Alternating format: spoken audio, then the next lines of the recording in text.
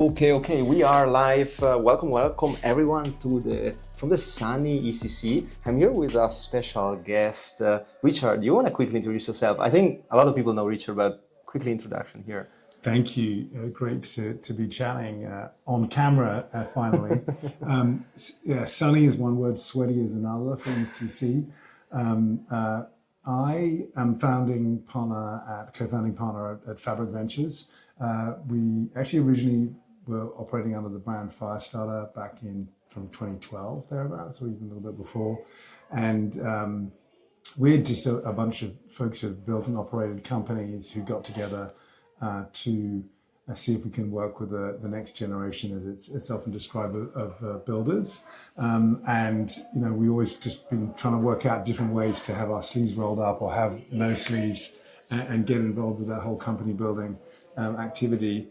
And we sort of fell in love with the whole potential and promise of self-sovereignty pretty early, back 2012, 2013, and collaborated with Pantera on a bunch of deals like Circle, done pretty well recently. Oh yeah. Bitstamp, obviously now part of Robinhood. Yeah. And so it's been a fun journey, and now about 150 different projects, about a dozen people, and we're up here having our Fabric Pantera soiree in the hills in Cannes. Yeah, I'm looking forward to that. The first test is, can you make it to the venue? It's not just navigation. It's like It's avoiding dehydration. Yeah, exactly. I mean, this is a good. It's a good actually DD who is really committed to come, right? But you can have a check. Only if you're actually committed enough to come here. No, it's great. I mean, the first time we met was back, I think, in Web Summit. We were having this conversation around, Web 2, Web 2.5, Web 3, how things are kind of evolving. And you've been around the block for a long time. You see different use cases escalating from kind of like, from payment to kind of like infrastructure. And lately, a lot of like different news. And I think like I really appreciate the fact that you're being also like on the other side, putting not just checks, but also like running the narrative around how, not just how to invest, but also like how to recommend people what to build, how to build relationship also in like in Web3. Do you want to kind of like touch a little bit like how is this evolution started? I remember even before DeFi Summer, all the heavy points around infrastructure. Now I feel like we're moving more around kind of like consumer-facing apps, because obviously we need we want to onboard, but I still feel like the infrastructure might not there. So based on kind of like your kind of like your story, your lesson learned, how you see kind of like the space evolving?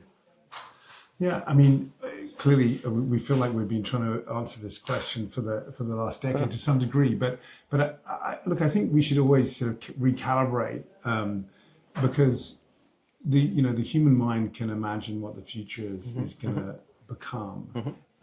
Clearly, like in an instant, in a heartbeat. And until you've written it down, until you've built it, obviously it's not real. And this shift from systems that are fundamentally institutionally centric, and a capitalist system that's built around current day institutions and something that's been around basically sort of 500 years, and software systems that rely on kind of centralized databases. There are all of those aspects of the shift towards self-sovereignty and putting the individual as the kind of primacy. Like I sometimes talk about the kind of people as the platform, and around that engineering, there's generalized smart contract capability where you are content with code being law effectively. These are not minor changes. That's it's not some small forklift upgrade of the corner of the data center. It is, as the fabulous venture firm has put it, a paradigm shift. And if you look at the shift from Web 1 to Web 2, you saw what happened with kind of Friendster and GeoCities and MySpace, and it took a long time for Facebook to sort of sort out a model that would work, and then even then to adapt to kind of mobile and take big bets, a decade or whatever. That was just re-engineering the way in which we communicate. It's going from read to kind of read write. Where we're going with this shift is, Web3 obviously incorporating the concept of digital ownership. it's about not how we communicate, but how we contract. And it actually now is going further than that, obviously. So it's going to, some people talk about whatever you want to call it, Web 4, the open web, or the autonomous web, or some kind of semantic web. But it's read, write, own and act, and hopefully act intelligently. Yes. This is super complex, and being impatient with the pace at which that goes, I think, is a trap that kind of people can fall into. The other thing is, like, look carefully what we've achieved. There are trillions and trillions of dollars of value that has been created. And let's not get into a speculation versus fundamentals discussion, as important as it is. First of all, sort of speculation, the ability for that to occur in this environment where it's all about individual ownership of these decentralized networks, it's very much a feature, not a bug. We need that for giving stakeholder access to these earlier and bootstrapping them into existence. But also, the existing capital markets are rife with different levels of speculation versus fundamentals. That's just there's no such thing as a fair price. There's just the market. There's the market price decide, at any sort of given moment. So I think there's true value being created. We see, in probably what you could say is the first bucket of sort of valid use cases, which is that within this new stack that's been built, there's a bunch of financial primitives. The ability, the ability for software to make and keep financial promises for the first time. That is the contracting that we're talking about. That is incredibly powerful and difficult for everyone to be comfortable with on a open, permissionless basis. And we're seeing, and we're just on a panel at the DeFi Summer event talking about this transition into real world assets. And the tip of the spear, the thin end of the wedge, the tip of the iceberg is the stable coins. They're boring in some senses, but they are telling us what is about to come. And even in of themselves, as Nelly from JP Morgan was like reminding us, once you have an asset that can essentially self-describing, autonomous, can exist in open permissionless environments that represent the digital cash. It's not, that's about payments, it's about balances, and it's about all sorts of capabilities you can wrap around that, and that's the kind of things they're building. This is, obviously a multi-trillion-dollar opportunity in itself, and it's a stepping stone. So I think what I'm trying to say is, I think we should not underestimate the work that's been done and still ongoing. We've achieved a lot. We're now seeing a real transition where stablecoins will be used in anger across many different applications, and consumers will not even know why this is just better. And then we can get into other use cases from there. Yeah, I mean, I couldn't agree more, right? I mean, you touch on stables. I think payments, remittance, those kind of like use cases are not just emerging, but they're actually finding through PMF. And we see always like a big difference in terms of like consumption, in terms of like frontier market versus non-frontier market. There is a lot of like things happening. But I mean, the story is actually like super, super interesting. I think every cycle also like we're seeing something new. We're also learning something new. We're also like seeing different change around user perception, even builder perception. How like every cycle, like compare, I mean, what are we expecting, or at least like what are we missing right now in terms of like, could be like infrastructure low-hanging fruit, or even like things that you will appreciate, people, startups, founders building more in the space. Obviously, like EF is pushing, that's for the EVM side, right? It's pushing a lot of kind of like narratives from kind of like, upgrades, layer 2 upgrades to kind of all this kind of like 437 and abstracting the way how we do things. I mean, if you were telling me, or even like my brother in Web2, like, hey, you should do batch transaction in an e-bank, it was a kind of like a normal things done like even 10 years ago in the first e-banking version. And it took us for a long time, like until Pectra, that you start doing a batch transaction, right? So I'm asking myself, what are kind of like the filling gaps that you see? Could be from the infra side, could be from the general kind of like use case side that you wish kind of like more founders will look into. Yeah, so I mean, first of all, backing up a bit, like, is this a great time to be building? I guess I almost feel like I'm joining the bandwagon and say this has just literally not been a better time to be building. And we were touching upon a little bit the question before, is this a great time to be backing? and is a great time to back venture? I think absolutely, because and actually I just saw an article about how if you pull your money, your distributions out of venture too early, you can see the correlation, the reduction in the returns. Venture is a patient game. I mean, so you need diversification, you need there's selection, but let's not get into that. You need to roll your sleeves up, and then you need to be patient. So I think it's a great time to be backing venture. It's a great time for venture to be backing founders, and it's perhaps an even better time to be a founder. The efficiency with which you can build things. Second thing is, I've seen several studies over the years. Like you get into what's the split of value that ultimately is accrued to applications versus infrastructure. Take it in kind of Web2 phase with cloud. I think more or less you end up with numbers that tell you there's kind of an even split. You tend to get greater consolidation or kind of market power for the infrastructure plays, so they can sort of get bigger. And you can possibly have quicker growth for some of the kind of consumers if it takes off. But broadly speaking, they're going to be incredible returns for the founders or for the venture firms across both of those different categories. Third thing is, I think this is getting to some of your point, is there opportunity still to be building both of those spaces at the same time? And I would say 100%. So if you're, we think of the world a little bit in terms of like this shift towards open money, open culture, and open life. Now, open money, we're just touching upon stablecoins being kind of the tip of the spear. Those are going to, those and other assets that are going to become native within DeFi. We're seeing obviously, things like Bitstamp being part of Robinhood. It's getting mainstream, and the folks using it are not even going to realize that the fact that they can trade Tesla stock with kind of incredibly deep liquidity and very small bid offer spread. If they wake up at 2 o'clock in the morning, if they want to, but more importantly, perhaps just like coding that into some robo-advisor that's going to help you do that automatically because it's all entirely programmatic. That's happening now. So open money is kicking off. We see on the application side. On the open culture side, it's an interesting one because we've kind of seen these kind of speculative bubbles around NFTs and meme coins sort of come and go. Look, you can criticize them for sure, but like with each wave of that, you get new people, new concepts, new technology that comes into the market that have different perspectives. The designers, the product guys, the creatives, or whatever, the artists.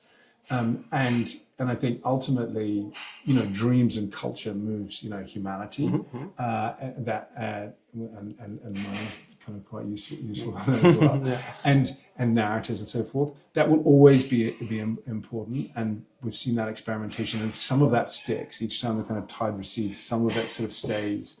And I think if you couple that with what we see happening on the possibilities of decentralized social media, which probably, you've got to think about it, it's going back to that phrase of the people of the platform. It's not going to be that there's a platform that consolidates its power by trapping all of the data around your social graph into the platform, because that's the anathema, that's the opposite of the whole principle of decentralized social media. You take your graph with you. So it has to be instead, at least the way we see it, this kind of concept of quite ephemeral social graphs that can pop up, and you take your graph with you, connect to lots of different other people in that particular context, and that information goes with you in a rich way. So you can take with your identity. I mean, I've always argued it's almost a tautology to talk about social Web3 apps.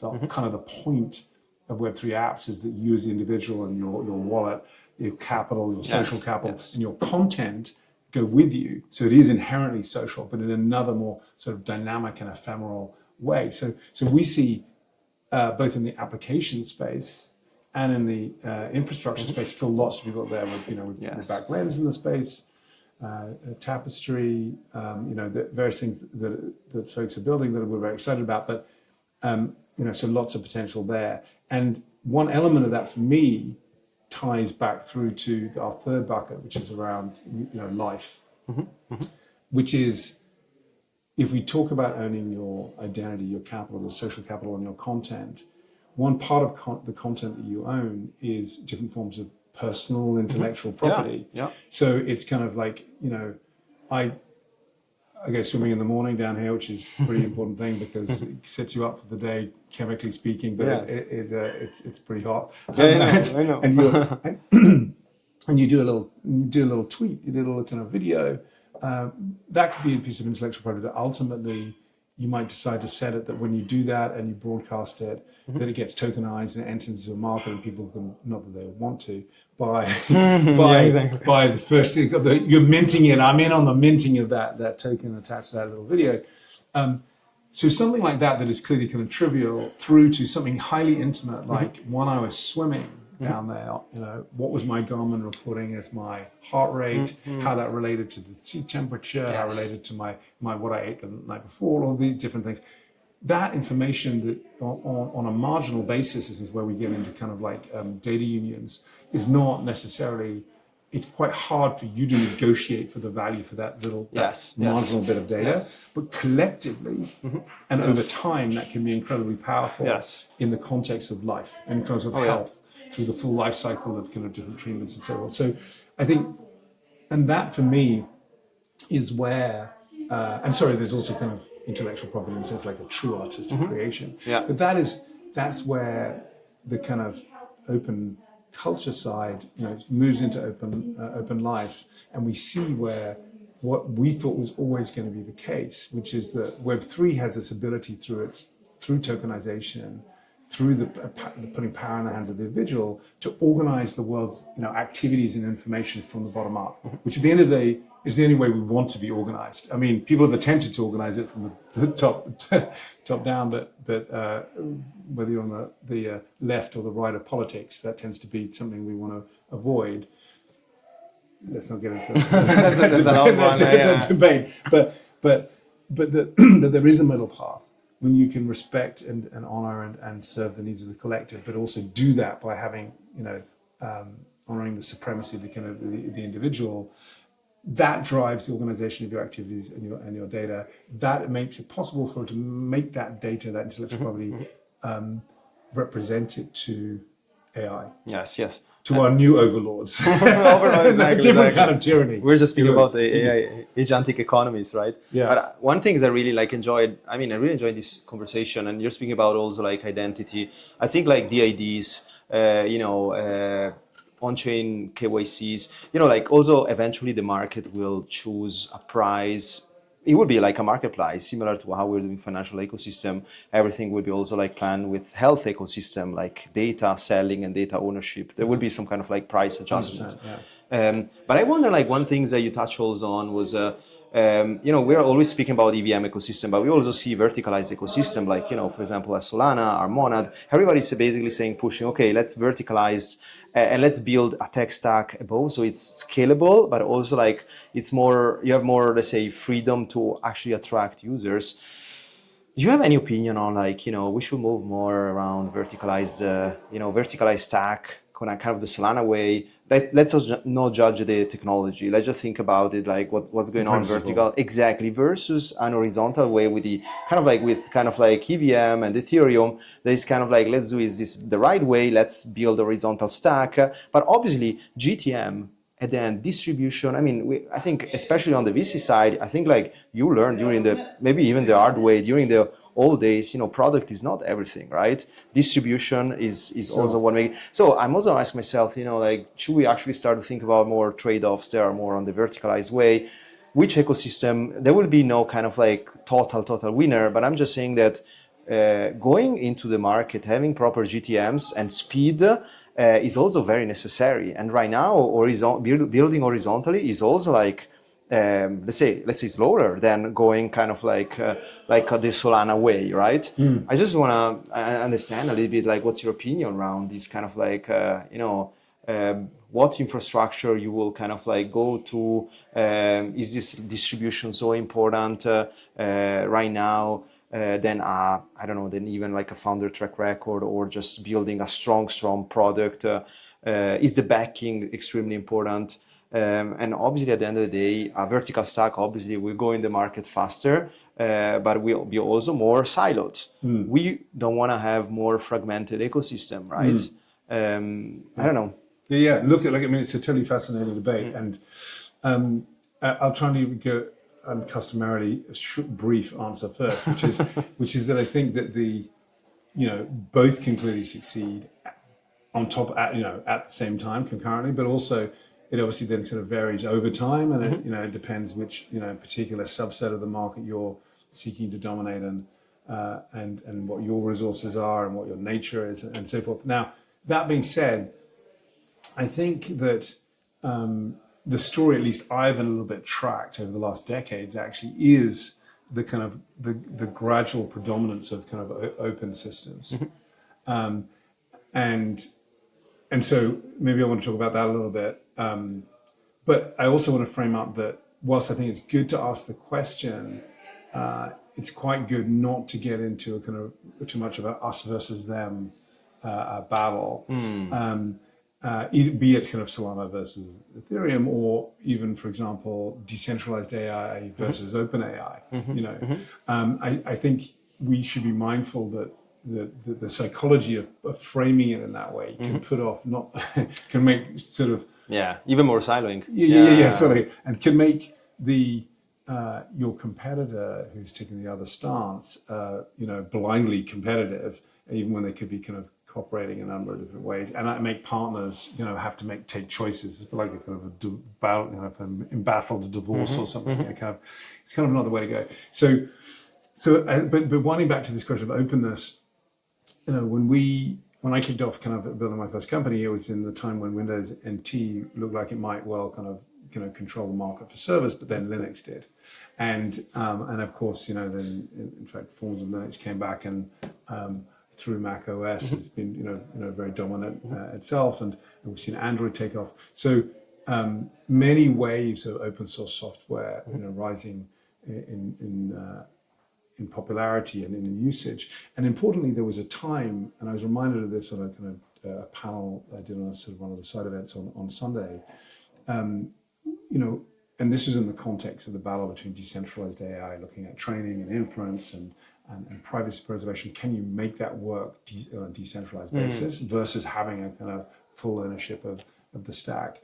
And people saying, well, how do you deal with latency? How do you deal with complexity and so forth? Yeah. Well, there was a time I can remember, early mid-90s as web apps first appeared, when people utterly scoffed at the notion that you could build using these primitive technologies something that would scale even to the demands of a kind of large bank, let alone the world.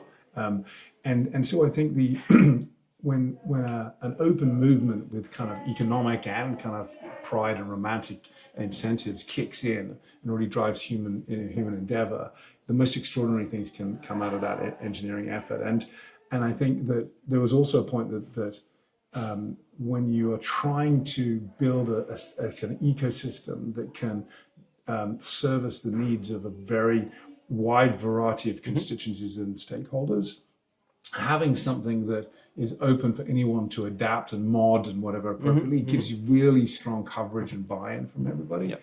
And there's also the realization that the best way to build security into something and resilience into something, fault tolerance, isn't necessarily to engineer it top down and a kind of strict waterfall requirements through the features to testing, whatever.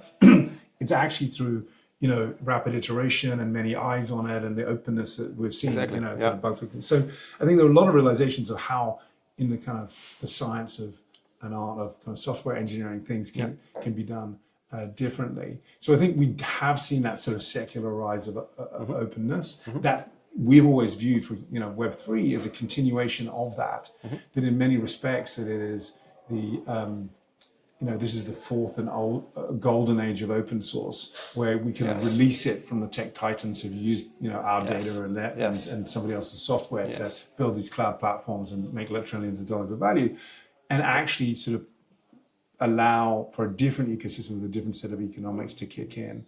But I think the two can be blended and kind of should be blended, going forward. And whether you're talking about, again, the kind of the blockchain battles, or whether you're talking about the kind of AI battles, I think, again, I would say that it's build great capabilities and make them available to everybody. And then I think we'll see some of the closed environments adopt some of the open components. You know, that being said, it's not. I don't think we should be prescriptive. Yeah, I agree. Yeah, makes sense. I mean, what you're saying is also totally fair. I think also, I mean, the industry is all evolving so fast. If I'm thinking about in the previous cycle, I mean, the type of conversation that we had there, we have now. I mean, things are also like converging. There is a much more kind of like narrative around. Let's actually like build for thinking about user-centric, kind of like narrative. Even like, Web2 users narrative, not just kind of like the current users. I think like the market is very small as we're just counting ourselves. We need to get to the masses. That's why all this kind of like, abstraction narrative. But also I think it's also a game of like distribution, getting better with unified. It's also like a game of like branding better ourselves. I think like a lot of like very strong team and startups are not branding themselves as good for actually like reaching out with unified branding. Anything else you're kind of like excited kind of like about? Yeah. Well, I mean, look, I think in a sense, I've only begun to get to the bit that I'm most excited about, which is that. So we've struggled this area along. We set out to build a world computer. We ended up building a world casino. There's a lot of crypto for crypto use cases that have kicked in, and it's fine. That's fine. As I said, there's it's totally critical primitives of this particular new computing paradigm. I think what I see happen is that ultimately both software AI agents and embodied AI agents are now coming to fruition. They're manifesting, and that we see people from the robotics space, for example, who were not even skeptical or dismissive, but just didn't even pay attention to anything happening in Web3 going, I always wondered what crypto and Web3 was for, and now I realize what it is. It's for us. Yes. Like we need to operate within that scaffold, within that framework for it to be verifiable, for to be able to do privacy preservation, for to operate on a distributed basis, because that's how the data architecture is going to have to remain. So I really see that on both of those sides, and that is the link critically between that agentic layer, both embodied and not, is a link between Web3 and AI services, and those AI services are, there could be, we backed Ava, which is building kind of a chief of staff for mothers, or it could be, we're very good friends with the Fixer guys who are building something that makes you overthrow the tyranny of your inbox, or whatever, and we can go further from there. They think of it, I think, as the cursor of inbox or whatever, Nice. and but these are services that people, will be happy to pay, money. They're paying money, whatever the full money is. Kind of like, because they're getting utility on an ongoing basis. Because AI is just the marriage of great algorithms and great data, but they want, if you really want to unleash that value, it's going to be married to agentic frameworks, and that's going to sit in a Web3 environment of various types, not in a kind of religious way, but in a kind of like, we've been building the tech that can support that. And so I think now, rather than having kind of the crypto for crypto world casino situation where the values a little bit of a kind of reflexive kind of merry-go-round from time to time, you've got now, I mean, I just mentioned a couple, but there's just obviously a whole host of apps that people will pay for on a subscription basis, or a little element will be embedded in new ways in which you're going to pay. Where that value comes into the ecosystem and can be attributed, we're talking about, to people's data, but it, or can be attributed to the bit of the framework that was required to make the agents work for that app, and will percolate through the system. And so I think that is now starting to happen, and that's a ripe area, obviously, for building tooling and frameworks and to support that, like that cusp between the two areas. And we see a lot of people doing it. I'm also on the Foundation Council at NIR, so I've seen a lot of that evolve. As they came from and are going, hurtling into that future, and there are other great players in the space as well. And I think that's a great space to be building. The apps, the tooling, and getting involved. I mean, I couldn't agree more. Right? Maybe spoke and chatted with like around 100 agent builders. And out of those, maybe 30% are coming from actually like, Web2 strong academic backgrounds. Yeah. And the majority are coming into this space because of the Web3 rail nature, 24/7 on-chain data. It's like open banking on kind of like on steroid, right? Yeah. And I think like, this is the true value proposition for first automatization of workflow. And I think we will start to see AI enhanced workflow, and then we will move more into the AI agentic with actually pure autonomous agent actually delivering value. But I think even now, if you think about, workflow optimization, we already being able to save time, automatize workflows, and actually like build, I'm just always doing this example of like, NN8 for Web3, right? Yeah. That I think is super valuable. I think we need more of those because this is also pure utility. And I think actually something that we can deliver because of the Web3 nature. And that's extremely valuable. And there is a lot of, I think, appetite around also users, right? Like appetite for like understanding what transaction are they doing, interacting with wallets, interacting with DeFi. Getting a loan on chain is not super easy. There are still like 6-7 steps. Thinking about having agents also like helping with this and starting rebalancing portfolio automatically, even for like individual contributor and not protocol or funds, I think is super valuable. Well, totally, and I think you've seen the enterprise people realizing that the mess of unstructured data, almost the data exhaust of the kind of everyday business processes, can now, with the ability of large language models and that we refined in a whole bunch of different ways over time, become the database itself. And so we are seeing now the birth of enterprise applications, workflows, be kind of generalist workflow, automation capabilities, but all very specific applications that treat that sort of mess of the large language model itself basically as the database, both private ones and public ones or whatever. So I think we'll see a wholesale re-engineering for that. I saw a comment the other day, which is pretty interesting actually, that of course OpenAI is normally things are expensive at the beginning, even like the Tesla roads is expensive at the beginning. Yeah. And then after of course, you get that adoption, then it democratizes. Well, with OpenAI, of course, with the way the world is set up today, it's kind of democratized from sort of day one. And so that's pretty interesting, I think, in a reversal of the adoption. And then so people in their home lives can use that local model or interaction between a menagerie of different models as the database for their life, and then automate on the top of that. That's going to be pretty exciting. And I'm going to share an example that actually I was sharing before the panel on real world assets. And I don't think we used on the stage per se. And I don't even know if it's a great example. I'm going to feel like, but I'm going to make it my own good example. I just was hearing about BYD coming into the UK with a car on subscription. Did you see that? Yeah. And we did, just got me thinking of as an example, well, how there are various like fundamental but seemingly incremental innovations that then in combination totally flip the game. So that you've got, the fact that you've got an electric vehicle in itself, the fact that the thing might be able to plug into the grid and put electricity back in, the fact that it might be autonomous and therefore you could put someone else in it and earn money for letting your car be used for giving somebody a ride. The fact that it as an asset could be just, it's basically a sort of four-wheeled robotic real-world asset. So it should be tokenized, in that respect. And then how is it going to interact with the world from a kind of payments perspective? I mean, it's not going to probably exchange IBANs and kind of open bank accounts or whatever. It'll operate with Web3 wallets, and it'll move fractions of stable coins around in all of its necessary actions, including paying for parking, I guess, with the classic use case.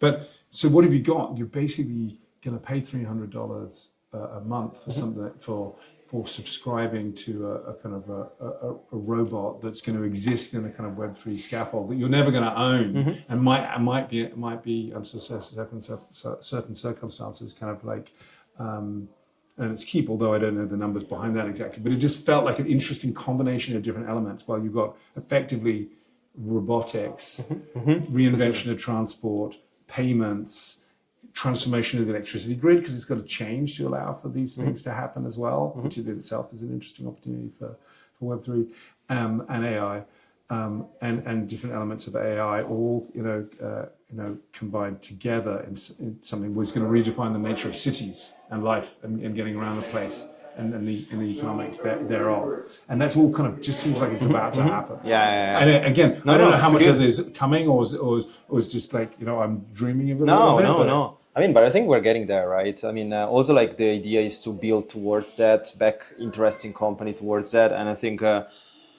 also like we see much more kind of adoption angle. You touched a little bit enterprise. Is enterprise adoption finally here? I remember we had this discussion, was that 4 years ago we were saying, okay, we have Hyperledger, Group, Fabric, Bezu, then we had all the, what was that, Quorum, Corda, digital asset. R3 stuff. Exactly, R3 stuff. How is today? Obviously yesterday, the Robinhood on Arbitrum, super interesting. Do you feel kind of like, do you see much more appetite, or is still like, let me build an intelligence department that does and tests crypto, and we see what's happening? I mean, it definitely feels like it's reached a tipping point. And, for anybody who loves reading books about technology adoption, it's not surprising that it takes longer, and you've got you can have an area, you have a skunk works, but ultimately, psychologically and economically, unless the kind of old world decides it's in its interest to come to you and adopt the new technology, that ain't going to happen. Yeah. And I think, you just see it like, you've got Robinhood buying Bitstamp, you've got Robinhood doing the work around, the private SpaceX and the OpenAI stocks, and then going with publicly listed stocks after that, and you unleash something that is impossible for any one of them to then resist, and becomes reflexively irresistible. Because each of them has incremental economic value and competitive advantage from doing something, and then they raise the game, and the whole thing cycles into. So suddenly, I think we head towards that kind of global, highly liquid market for every asset under the sun that has got to operate on Uniswaps, or a mesh of Uniswaps. And I don't know what happens to today's capital markets actually, but I do think that it'll be better from every perspective. Agree. Most notably, actually, it's maybe surprisingly, compliance. Yes. Yeah, compliance is one. Yeah, it's good. It's good from that perspective. And it'd be better for access to developing countries for it in that sense, but also better for everybody else who's got a slightly lower income cost base and wants to be able to kind of actively save and have kind of that inclusive capitalism be something that's on their side. Yeah, I agree. I mean, thank you so much. I mean, Richard, I learned a lot. Like, we kind of like touched on different kind of like verticals. I think we should definitely do a part 2. Really enjoy the conversation, and please enjoy kind of like Cannes, not just ECC. Come join us for the swim tomorrow morning. I will do it, but not 6 a.m. I don't know. 7-ish. Okay, yeah, sounds good. So we'll do that. I think we're going to be busy, and I think there's Rave tomorrow. Oh yeah. Nice. Excited. Sold out as ever. Repping the Rave crew, and then back. But it's. I mean, there was a lot of people thinking they wanted to go to Berlin. Oh yeah. I love Berlin. We can go to Berlin, but it's not a bad place to get together. Agree. Thanks Thank you so much. Thanks so much, Rita. Appreciate it. Thanks so much, guys, for hearing this.